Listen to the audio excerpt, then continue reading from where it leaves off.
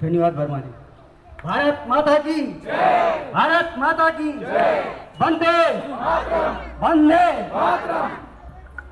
यहाँ पर उपस्थित सभी देशवासियों को मैं आज 79 इंडिपेंडेंस डे पर हार्दिक धन्यवाद और बधाई देता हूँ। यह दिन एक्चुअली आज हमारा खुशी मनाने का दिन है, लेकिन एक खुशी को यहाँ तक पहुँचाने के लिए जो भी लोगों ने, हमारे स्वतंत्रता सेनानियों ने बहुत सारा योगदान दिया, उस योगदान को हम लोग आज समझ नहीं पा रहे हैं, क्योंकि आज हम 79 ईयर्स पुरानी बात को समझ नहीं पा रहे हैं। लेकिन मैं ये बताना चाहता हूँ कि हमको 200 साल तक अंग्रेज़ों ने गुलाम बना के रखा था। करीब 2 साल पहले बोलेंगे तो आज 2 साल पहले 1757 में एक्चुअली अंग्रेज़ों ने अपना शासन शुरू कर दिया था। वो आ तो गए थे 1600 में।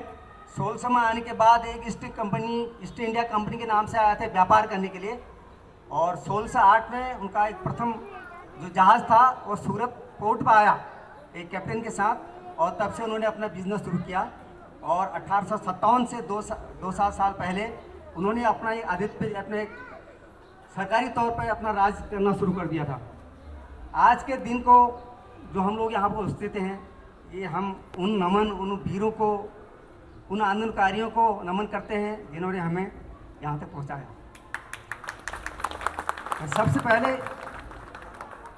उन जो हमारे देश में जो बहुत सारे, आपने हिस्ट्री पढ़ी है, बहुत सारा पढ़ा है कि हमारे आंदोलनकारियों जिसमें हमारा थिया महात्मा गांधी जी थे, जवाहरलाल नेहरू थे, सरदार पटेल जी थे, भगत सिंह जी थे, चंद्रशेखर आज़ाद जी थे, और सबसे जो हमारा प्रथम स्वतंत्रता सेनानी था, आंदोलनकारी था, वो तो मंगल पांडे।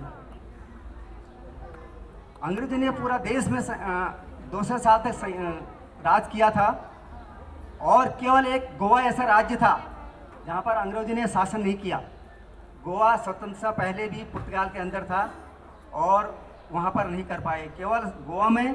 और दूसरा, एक भारत में एक निषाद जाति है जिन पर उनका कोई भी कंट्रोल नहीं था, क्योंकि निषाद जाति ऐसी थी, वो मरना पसंद करते थे लेकिन गुलाम रहना पसंद नहीं करते थे। इसी तरह से जो हमारे आज़ादी का शुरू हुआ सफ़र, ये करीब 90 साल पहले शुरू हुआ था, 90 ईयर्स पहले। अभी हमको आज़ाद हुआ 80 साल भी नहीं हुए।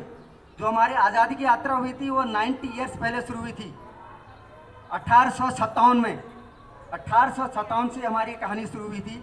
इससे बहुत से आंदोलन होने पड़े, और जिसमें सबसे पहले स्वतंत्रता संग्राम का आंदोलन शुरू हुआ, उसके बाद बंगाल विभाजन हुआ, उसके बाद बहुत सारे जलियांवाला कांड हुआ, उसके बाद हमारे देश में बहुत सारे ऐसे आंदोलन, जन आंदोलन का रूप लेते लेते अंग्रेज़ों को ऐसा लगा कि अब हम भारत में नहीं रह सकते। इसीलिए उन्होंने योजना बनाई कि हम भारत को अभी स्वतंत्र कर देना चाहिए। ये डिसाइड उन्होंने 18 जुलाई 1947 को कर दिया था कि अभी हमको भारत को देना ही है।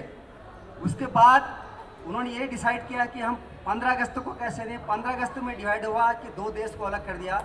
ये दोनों देश अलग हुए धर्म के आधार पे। ये हिस्ट्री का सबसे बड़ा इवेंट्स है, जिसमें 1.45 करोड़ लोग आपस में शिफ्ट हुए हैं, जिसमें 72 लाख हिंदू पाकिस्तान गए और पाकिस्तान से हिंदू हमारे देश में आए।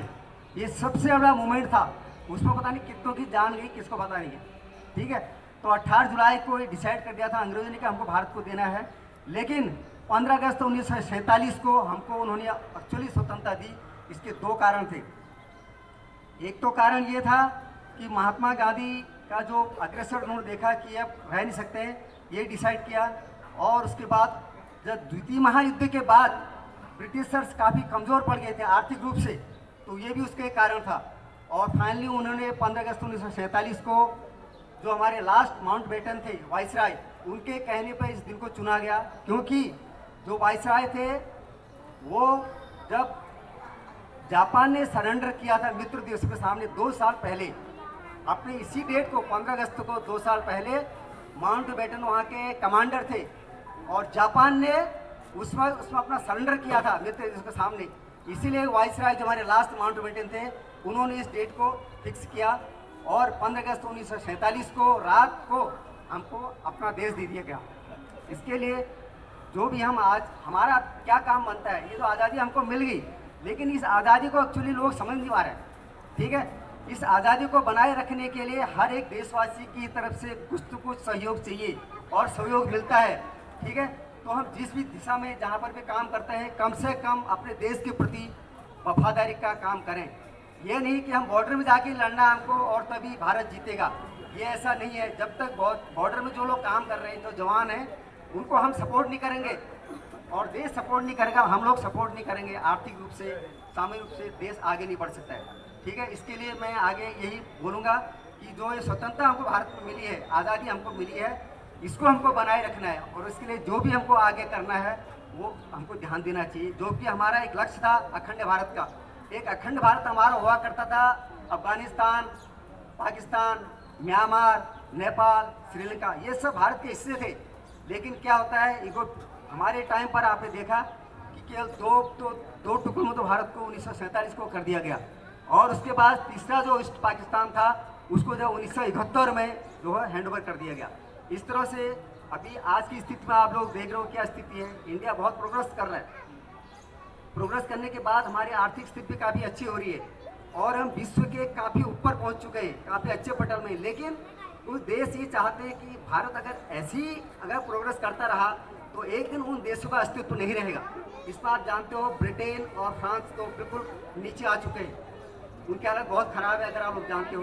तो सेम पाकिस्तान और बांग्लादेश को आपस में बनाने के बाद अभी क्या स्ट्रेटजी होती है देश की, अमेरिका क्या स्ट्रेटजी है, टैरिफ लगाया, 25% और लगाएंगे, इससे कोई फर्क नहीं पड़ता है। अगर हम लोग अपने स्वदेशी चीज़ों का उपयोग करेंगे तो अमेरिका का जो सामान आता है उससे हमको कोई फर्क पड़ने वाला नहीं है। ठीक है, आज केवल फर्क पड़ेगा हमारे देश में जो 30% फार्मास्यूटिकल हमारे दवाई जाती है वो अमेरिका में जाती है, उस पर केवल इफेक्ट पड़ने वाला है। बाकी अगर हम लोग अपने देश में बने हुए चीज़ों का यूज़ करेंगे तो अमेरिका को हम ऐसी आर्थिक स्थिति से नीचे लेके जाएंगे। ठीक है, और अंत में मैं सबसे ये आगे प्रार्थना करूँगा कि जो हमको देश में हमारे वीर जवानों ने, आंदोलनकारियों ने जो भी इस आज़ादी को दिया है और इसको हमको बरकरार रखना है और इस पर कम से कम अपने देश के प्रति अच्छी भावनाएं और सहयोग के साथ करना है। इसी के साथ अपने शब्दों को विराम देता हूँ। भारत माता की जय, जय हिंद, वंदे मातरम, जय हिंद, जय भारत।